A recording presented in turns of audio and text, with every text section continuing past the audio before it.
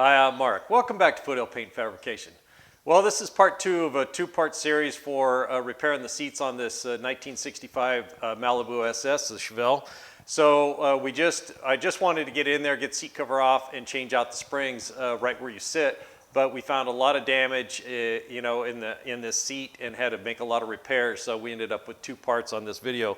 So today we're going to be making these Sinuous Springs. We'll be bending them up with the heavier gauge material and getting them back in that seat. So that seat has a lot more support and it's a lot more comfortable. The old springs are pretty much clapped out. They're just not strong enough, and when you sit on it, your butt really bounces off the floor basically. So that's our plan for today. Get some of these bent up, get them in there, and get that seat cover back on, and get these seats back in this car so we can test drive it.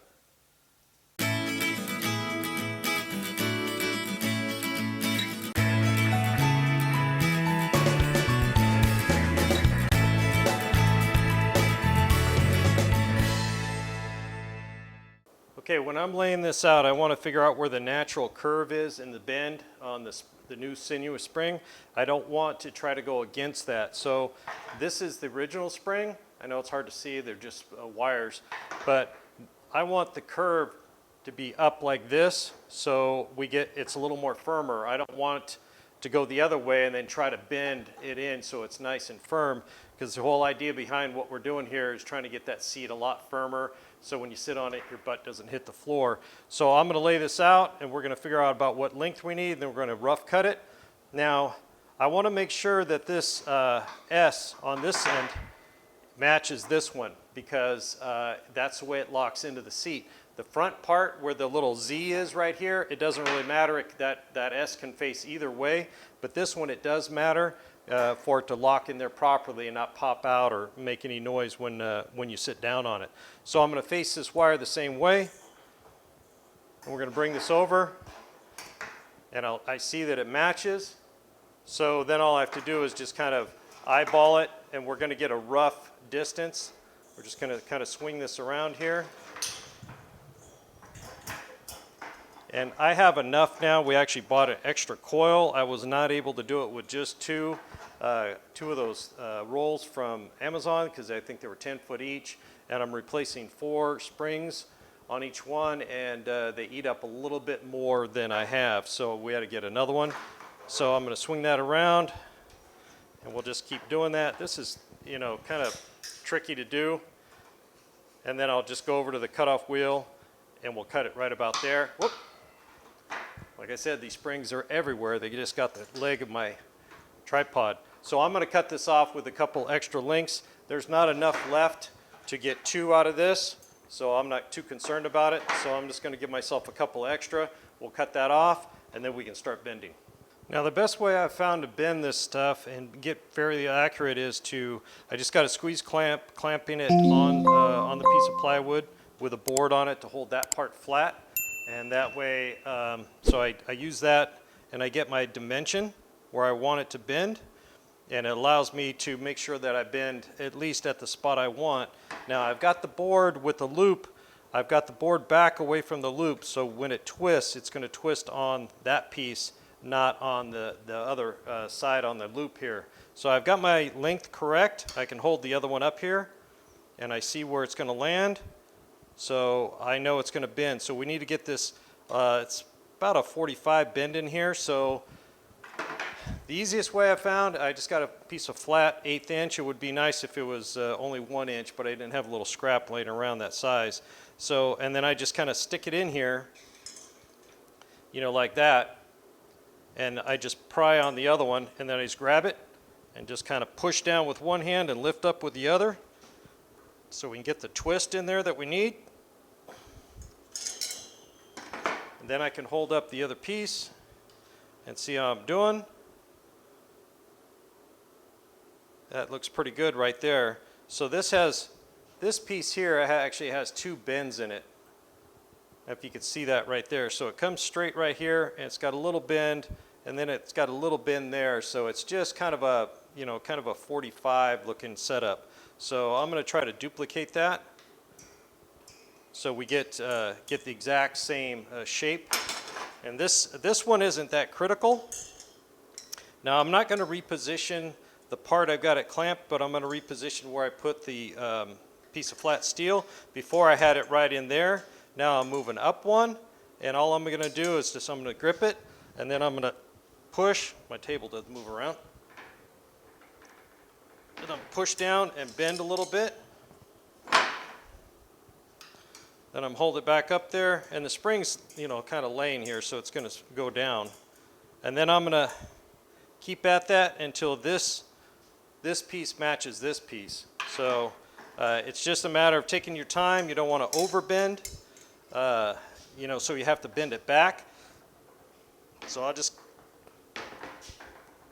keep bending on it until it does what I need it to do, and then we're going to move over and do the front. Now the front has a lot of stuff going on. It bends back. It's kind of a Z-shaped, so that takes a little bit more you know, setups, because you have to bend it once, then move everything and bend it again, because it won't bend back on itself with the clamps in the way. So let me finish this one up, and we'll set up and get that other one bent. Okay, I got it set up, and you can see I've already got a little bit of a bend in here. What I did was I put the steel in, and I held it with one hand down on the table and bent it up. And the reason I did that is when I was doing the other springs, I kept getting lost on where I wanted to bend, and I would get it set up and triple check myself, and sometimes even still not have it right.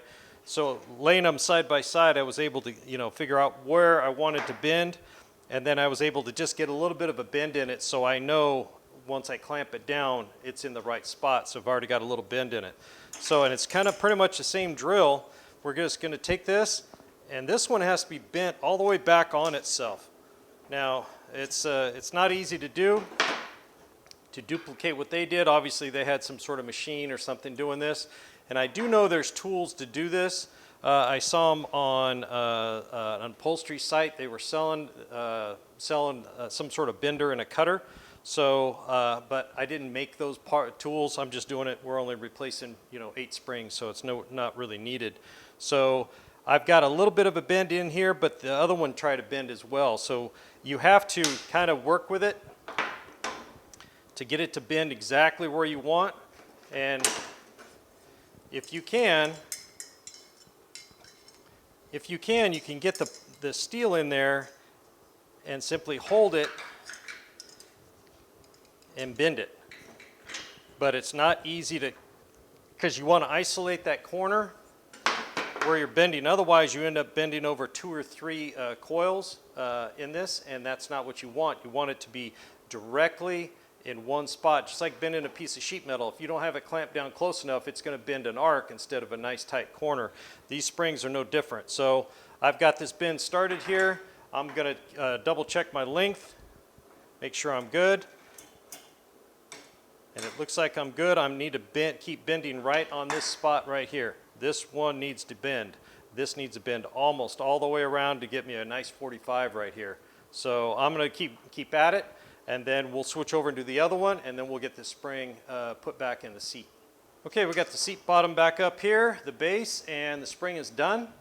Now there's a pretty good little arch in here where the other one was kind of flat, and that's what I want. This spring is harder to bend than the 11 gauge. This is 9 gauge. And so what we want to do is make this center section a lot firmer than it was. It was pretty clapped out. So let me get the spring back in here. Just kind of goes down and a little notch they put there, and in the back it clips. It just kind of, there's a couple of sheet metal clips back here. Just pop that in just like that. And once you get the little barrel clamps or ferrules or whatever you want to call them on here, then this spring won't come out. Now this spring is sticking up higher than the others, and that's really what we want, because this seat was pretty clapped out, and you'd sit on it and your butt would go all the way down to the bottom. So I'm going to zoom in tight right here and show you putting on one of the ferrules. Okay, here's the clamp. And so we're just going to slip that over the top here, just like that, and hold it in place. And if you're going to do this, you're going to have every plier you own out on the bench. I mean, I've got tools out here that I haven't seen in years. I keep digging around in there looking for something to help me get this done. So I've got hog ring pliers here and combination pliers. Mostly what I've been using is the needle nose pliers. So what I do is just kind of like taking it apart. I use the needle nose to hold it together, and I kind of push down. And once you get that one little ear bent over and kind of crimped like that, excuse me, then you can get the other one. And then what I do is I switch over to the hog ring pliers, since they're kind of round. And so I can actually kind of crimp that ferrule just like that.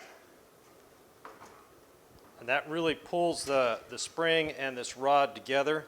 Then we have the other one to do, so all I need to do is grab that so that this ferrule doesn't turn.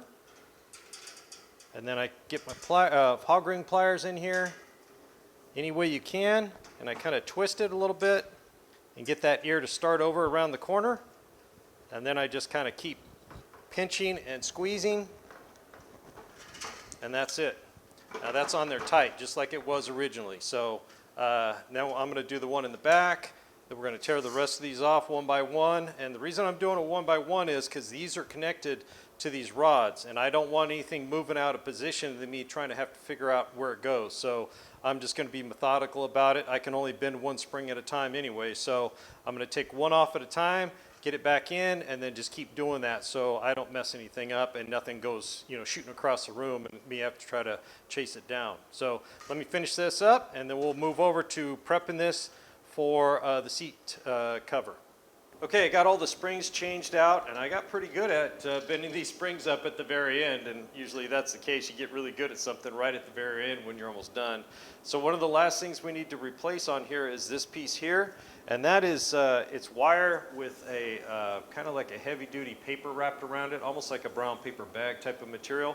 I forget what the technical term for this stuff is, but maybe an upholsterer can drop a comment and let me know. So this piece here, the wire is a lot thinner gauge than what I had the owner buy, because I figured, you know, thicker would be better.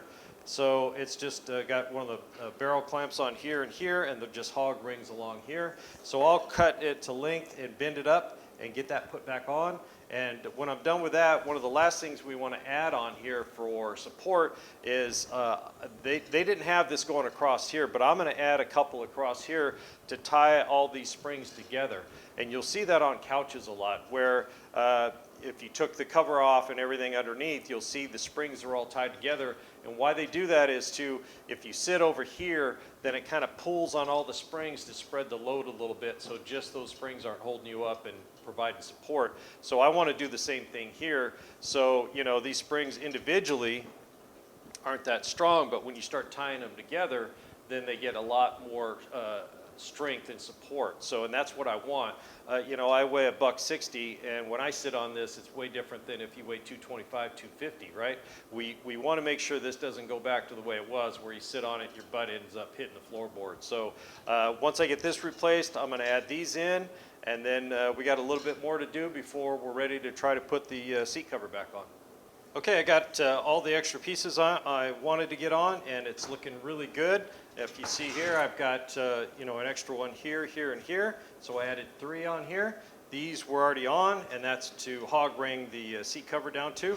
So now if you look, before I could just push on one spring and it would go down real easy by itself. But if you see now, it's a lot harder, and it's trying to pull the other springs down with it. And that's the whole idea here, to make this thing a lot more firmer, a lot more supportive when you're sitting on it, sitting in the car. So this should work out pretty well. So we're really done repairing the springs on the seat base here. So now we have to protect the foam on the seat cover from this. Now, if you recall, they had jute over here with slits in it, and you know, because they had all that springs and all kinds of stuff wrapped around it. We really don't need to protect the sides here, but we do need to protect the middle.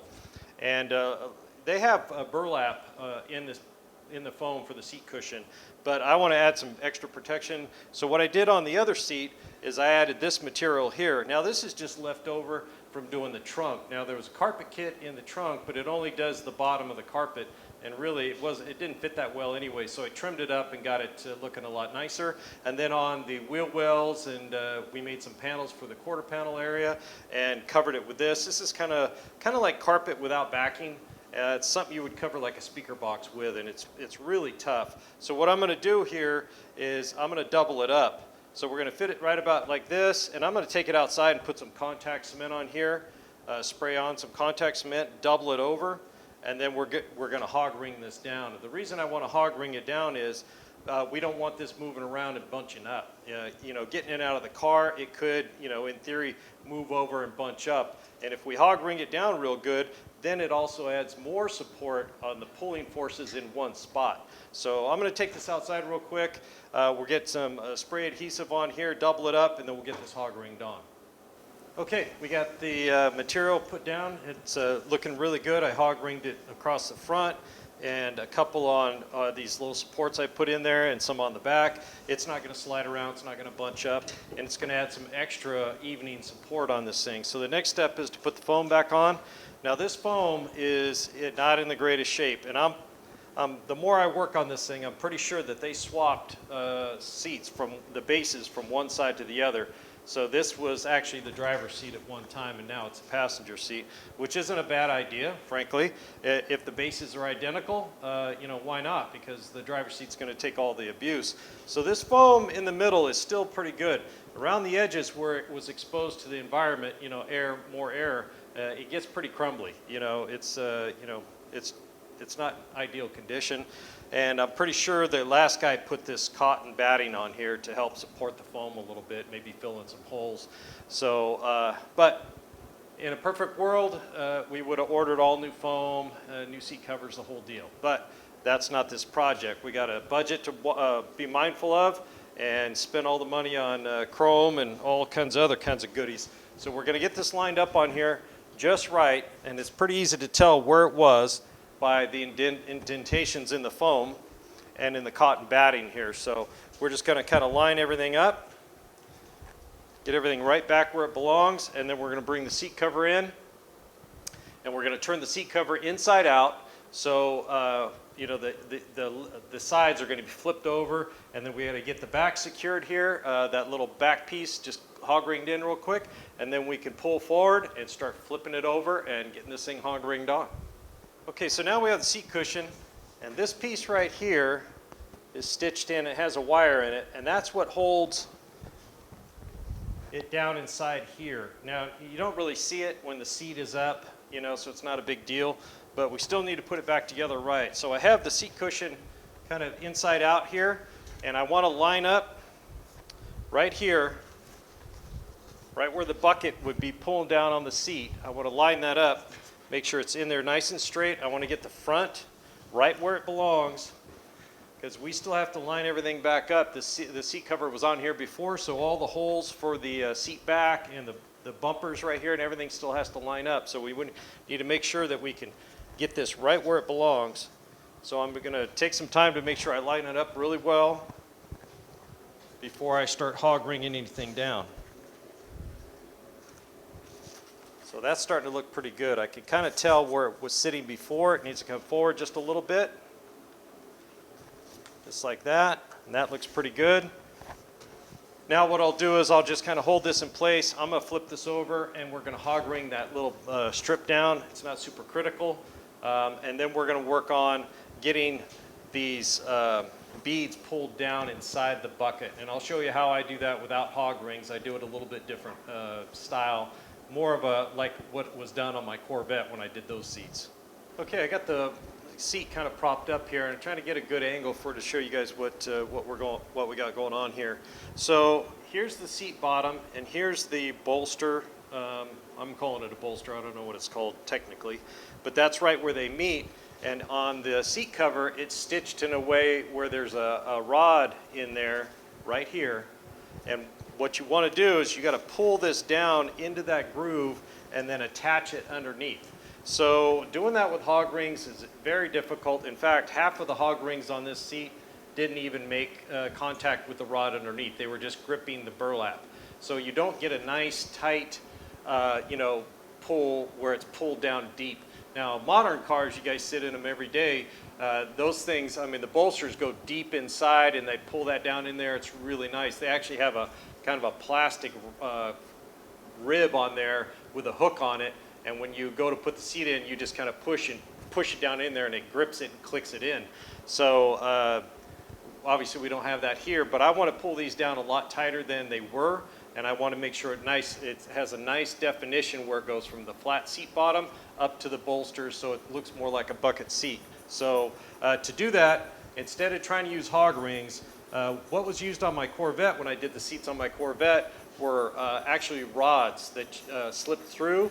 So what I did is I made some, I don't know if you guys can see that, it's just wire. It's kind of a high tensile strength wire. You can twist it, it won't break.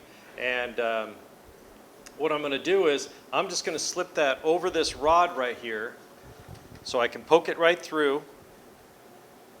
And I want to do it even. So I want to make sure I do both sides the same. So I'll go the same distance in. And so what I'm doing is I'm just slipping that through there so I can pull on it. Then, now that I have the seat approximately located where I want it, or actually exactly where I want it, it needs to come forward just a little bit.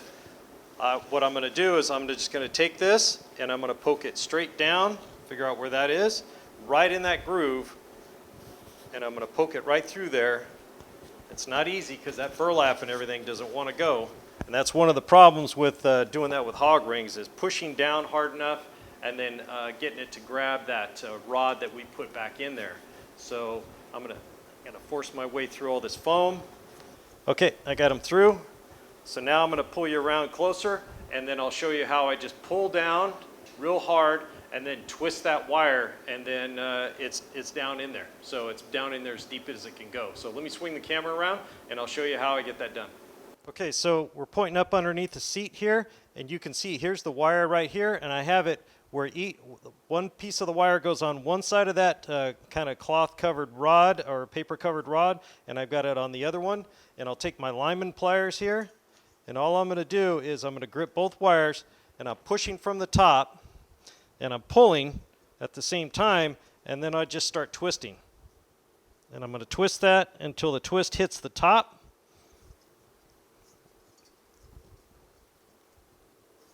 And that's it.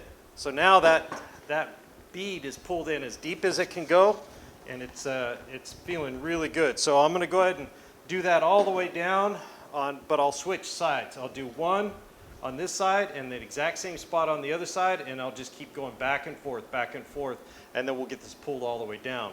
So I just want to make sure this is pulled in there nice and tight. We don't want to over twist it because it'll just stress the wire and make it break. And then I'll just cut those off and bend them up out of the way so they can't hit any of the fabric. And then once we're done with that, I'll bring it back and I'll show you how it looks. Okay, I got them all pulled down, as you can see. So what I did, I put one at each stitch point here where they stitched in this, this design here. So I put one here, here, here, here, all the way down, and then I put one each in the back here to pull that down. So it looks pretty even, and once we stretch the sides over, it's going to even it out. But you can see already, see that nice little definition it's got right there. We pulled it, it's super deep, and it's pulled as tight, that rod is pulled tight down as far as it can, so it's nice and even. So the next step is to get this seat to pull over. Now we've got it inside out, and there is a steel wire stitched into here that you hog ring to. So you kind of have to pull and get this thing over the top. So what I'm going to do, I'm going to go ahead and put this out in the sun for a little while and let this warm up, let the vinyl get a little more stretchy. I could probably do it without, but I'm just going to make it easy on myself and just let this warm up. It's 82 degrees in the shop right now, so it's not like this stuff's ice cold. But I'm going to go ahead and let it heat up and just make it that much easier on me, and then I'll bring it back once it's all warmed up and ready to go. Okay, it's all warmed up, feeling pretty toasty, stretchy. So what you want to do is you want to put your hand underneath here. It's hard for me to show you, but you want to put your hand underneath and push it down where it belongs. So I'm going to push it down around the corner here and hold it while I pull this over, okay? You don't want to try to kind of drag it over, because what will happen is, especially with this cotton batting on here, you're going to drag that batting with you. So you want to put your hand underneath, and you can pull and protect that batting from moving, and once you get it where you want it, then you can put your hand in there and push right there and make sure everything's pulled over, because really, if you have to pull on it later, that batting can move around on you. So get it like that, and we're just going to kind of get medieval on it a little bit.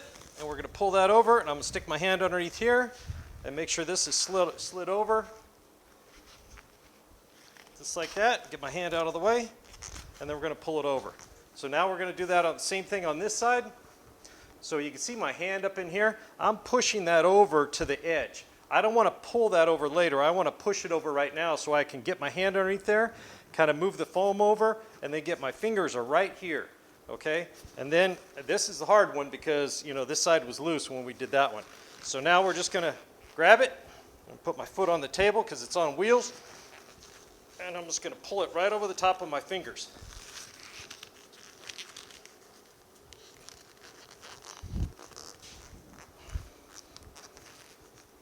There we go. And it's supposed to be tight, so now I'm going to put my hand in here,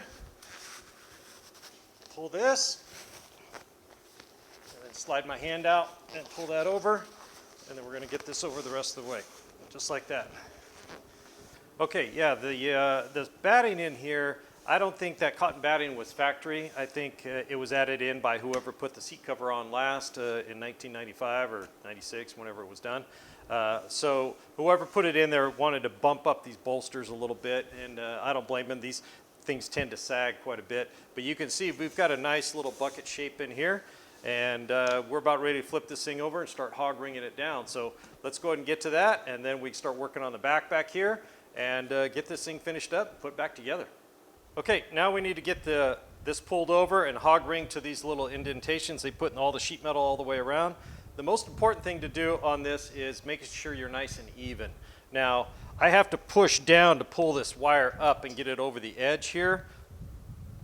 And what you want to do is get this front first all the way to the sides, because if you just work one side, you know, it's going to be pulled one way or the other. So you want to stay nice and uniform, back and forth, and get it going and around the corner. Now, if you got this up over the edge, you say, well, I want to get the back clipped. But the problem is, if you do that, then this wire will bunch up on you and not lay flat. So you really need just to work your way all the way around the corner. You could put a temporary one over here, or a clamp, or a zip tie, or whatever you want to do to get this to stay up where you want it. But you definitely want to make sure you do this nice and even. So I've got my hog ring pliers here. I got a hog ring in it, and you got to push down on this. You got to basically compress the seat springs to get this to go up over the edge here. So I'm going to go ahead and try to start on the corner and get it up, and get both corners up, just like that. And what I'm going to do is I'm just going to hook a hog ring on here just to hold this in place. I'm not going to hog ring it down. I'm just going to use this kind of like a clamp. There we go. Okay. Whew. Okay, so we got the corners temporarily hooked. Got a pair of pliers here. It's going to help me out. I'm just going to grab that wire that's stitched into the cloth right there. I'm going to push down and pull this over so I can get a hog ring on here. Maybe.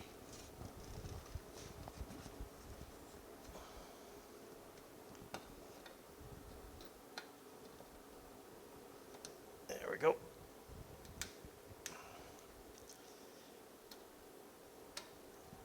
All right. Whew. Getting the first couple is the hardest part. So now I'm just going to go along and get some more hog rings on here. Okay, now I'm just going to go ahead and get this one.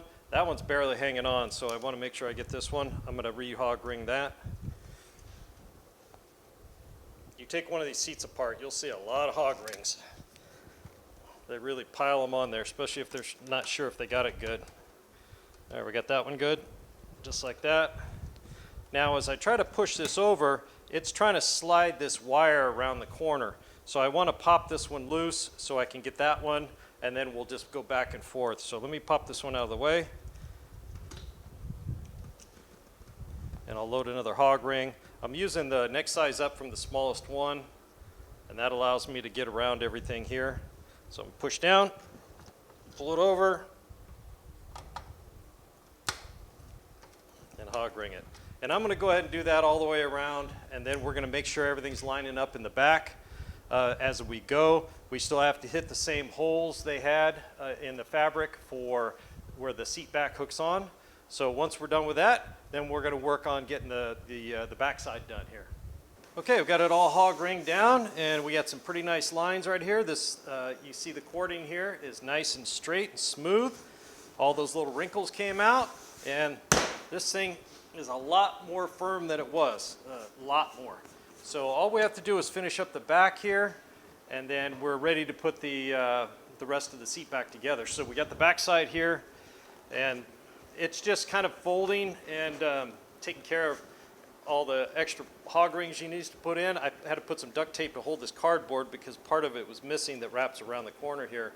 So this pulls down and hog rings right here, and then this pulls down and around and kind of covers that up, and then that hog rings down right there like that. So you know, you fold it and cover it and then pull this back down around, and then that hog rings down. So okay, we want to make sure we get these little plastic washers on here, protect the upholstery from the seat arm moving back and forth.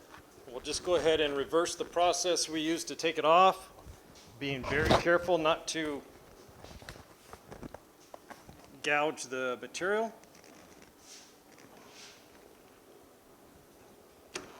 All right, got that side. Okay, got them in. That went pretty easy. Now all after we do is just put the little chrome buttons on once we get the trim on. Figure this out, and we're just going to give it a good smack, just like that, on all the way. Let's tighten up these screws, check this thing out, see how it works. When I sit on it, it's a lot more comfortable than it was. Okay, let's test this thing out here. They're both looking really good. Get my butt down on here. Oh yeah, that feels good.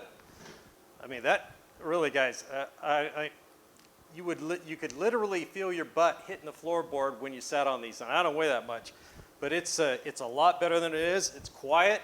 I was a little worried about my work squeaking a little bit, but it feels good. The bolsters on the side feel good, and they look really good. No major wrinkles or anything. So really happy with the way they came out.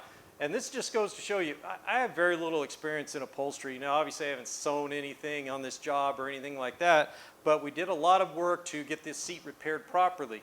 Now, upholstery is very expensive, and rightfully so. You saw all the work we did here. You know, we had a broken wire here that was kind of repaired, not the way I would do it, and there were couch springs in here for broken and missing springs. So, you know, we were able to make a new wire, tack weld that to the old one, use the older springs that we took out to replace the broken and missing ones on the sides, and then put in the new Sinuous Springs, the new 9-gauge, heavier gauge in the field here in the middle where you're sitting, to give more support. And it does have a lot more support. It really feels a lot better. I'm sure John's going to love it when he's riding around. Now, not a modern bucket seat by any means, but it's certainly a lot more comfortable than it was, and it's quiet. So I'm really happy the way they came out. I'm sure John will be too.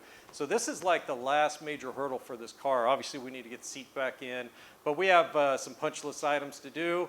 I got to tune on the engine a little more testing, make sure that serpentine belt system is working and everything's lined up properly. We got to get the air conditioning. It's got to go to the air conditioning shop, be pumped down and charged up, get that going, get the hood back on, detail the thing out, you know, a few other minor things here and there. And then this car is going to be ready to go back to the owner. So I'm sure he's really happy. And there's still some car shows left in the season, so I'm sure he can love to get it out there and show it off to everybody. But thanks for joining me here at Foothill Paint and Fabrication. Don't forget to hit the like and subscribe button. Guys, hit that like button. It really helps promote the channel. If you haven't subscribed and you like what you see, subscribe to it. I'd really appreciate it. And mash that bell icon so you get notifications every time I release a new video. We'll see you on the next one.